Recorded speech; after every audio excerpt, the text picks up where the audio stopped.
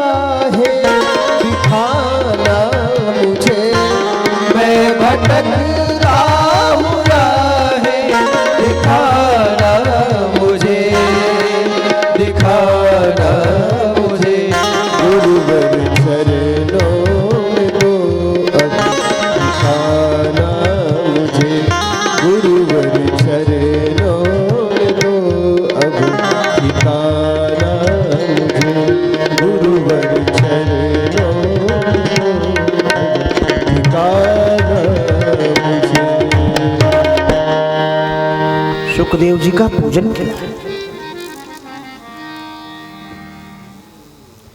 सूत जी कह रहे हैं महर्षियों, जब अश्वत्थामा ने ब्रह्मास्त्र का अनुसंधान किया था, उत्तरा को नष्ट करने के लिए जब ब्रह्मास्त्र छोड़ा था, तो भगवान गर्भ में जाकर के उत्तरा के गर्भस्थ शिशु की रक्षा की। भगवान ने रक्षा की। बहुत ध्यान से सुनी इस बात। उस समय अश्वत्थामा ने ब्रह्मास्त्र छोड़ा था और आज वाणी रूपी ब्रह्मास्त्र शमीक महर्षि के पुत्र श्रृंगी ने छोड़ा। आज उस समय शस्त्र था, इसीलिए भगवान शस्त्र लेकर के रक्षा करने के लिए गए। आज ब्राह्मण ने अपनी वाणी रूपी अस्त्र छोड़ा है। भगवान ने विचार किया, ब्राह्मण ने शब्द का बाण छोड़ा है, तो मुझे भागवत रूपी शब्द बनकर के अपने परीक्षित को बचाने के लिए चलना चाहिए। इसीलिए भगवान स्वयं भागवत के रूप में प्रकट होकर के आ गए।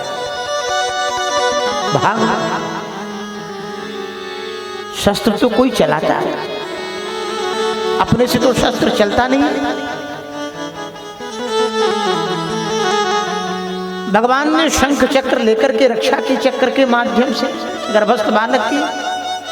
आज भागवत रूपी शस्त्र बन गया। इसको भी चलाने वाला कोई चाहिए। तो साक्षात भगवान श्री कृष्ण ही सुखदेव के रूप में आज परीक्षित को बचाने के लिए प्रकट होकर के आ गए। बोलिए सुखदेव भगवान की जय। सुखाय ब्रह्म रूपिणे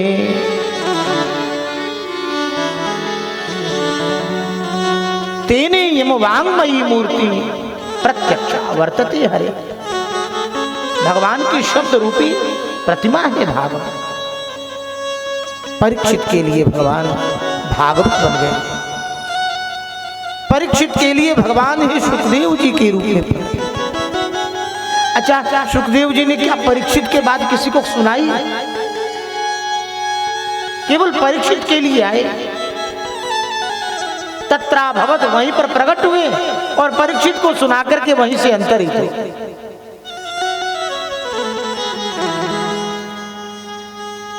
परीक्षित ने हाथ जोड़ करके कहा कि येषां संस्मरणात् पुंसां सद्यः शोध्यन्ति वै गृहाः। हे गुरुदेव, आप हिमालय में बैठे रहें और हम घर बैठे आपका चिंतन कर लें तो घर पवित्र हो जाता है। आप यहां तक आकर के दर्शन दिए, आपका हम लोगों ने चरण वंदन किया, चरणोदक लिया।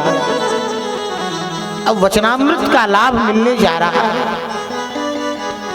अब मेरे कल्याण में भला संदेह ही क्या है? अब मेरे कल्याण में भला संदेह ही क्या है? फिर भी भगवान मैं आपसे जिज्ञासा करता हूं। सुखदेव जी ने कहा, राजन क्या जानना चाहते हो? राजर्षि परीक्षित कह रहे हैं कि अतः प्रेक्षामि संसिद्धिं योगिनां परमं गुरुं पुरुषस्येह यत्कार्यं म्रियमाणस्य सर्वथा।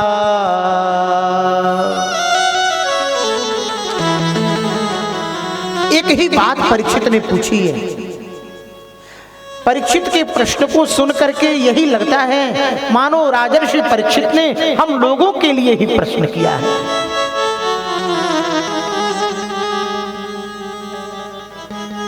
नहीं तो यह कहते कि 7वें दिन मेरी मृत्यु होने वाली है और मुझे अमर कर दो। राजर्षि परीक्षित क्या पूछे? राजर्षि परीक्षित पूछ रहे हैं म्रियमाणस्य को धर्म, मरने वाले प्राणी को क्या करना चाहिए? इतना ही प्रश्न किया है, मरने वाले प्राणी को क्या करना चाहिए। अब आप बतावें यहां बैठे हुए कौन ऐसे प्राणी हैं जो मरने वाले नहीं है? कोई ऐसा व्यक्ति है जो अमर होकर के आया है? मरेगा नहीं। प्रत्येक प्राणी मरने वाले और मरने वाले को क्या करना चाहिए, यही बात तो पूछ रहे हैं राजर्षि परीक्षित। तो ये हमारा प्रश्न नहीं है क्या? आपका प्रश्न नहीं है? यहाँ बैठे हुए सभी लोगों का प्रश्न है कि मरने वाले व्यक्ति को क्या करना चाहिए। म्रियमाण शब्द में वर्तमान कालिक प्रत्यय का प्रयोग किया गया है। वर्तमान कालिक प्रत्यय का प्रयोग क्यों किया गया है? इसलिए किया गया है कि वर्तमान काल में जो मृत्यु की ओर अग्रसर है, जो मर रहा है प्रत्येक क्षण, ऐसे व्यक्ति के लिए कौन सा धर्म है और उसे क्या करना चाहिए। इतना सुनते ही महाराज सुखदेव जी प्रसन्न हो गए। सुखदेव जी कह रहे हैं वरीयाने सते प्रश्न कृतो लोकहितं नृप। राजन, तुमने जो यह प्रश्न किया है वह तुम्हारा प्रश्न सर्वश्रेष्ठ है। आत्मवित सम्मतः पुंसां श्रोतव्यादिषु यः पर। तुमने जो प्रश्न किया है संपूर्ण समाज के उत्थान के लिए किया है। परीक्षित, जो तुम्हारा प्रश्न है वह सार्वभौम है। संपूर्ण जन के कल्याण की भावना से किया गया तुम्हारा प्रश्न है। इस प्रश्न को सुनकर के हम बहुत आह्लादित हैं, बहुत प्रसन्न हैं। परीक्षित, सतयुग में एक प्राणी की उम्र लाखों वर्ष की हुआ करती थी। सतयुग में प्राणी लाखों वर्ष तक जिया करता था। त्रेता आते आते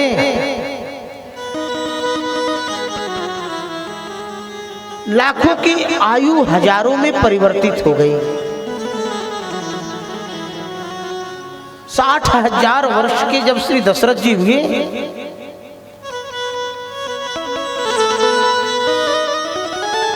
तब उन्हें 4 पुत्र के योग प्राप्त हुआ। लाखों की आयु त्रेता में हजारों में परिवर्तित हो और द्वापर आते आते हजारों की आयु सैकड़ों में बदल गई। परीक्षित, और कलयुग में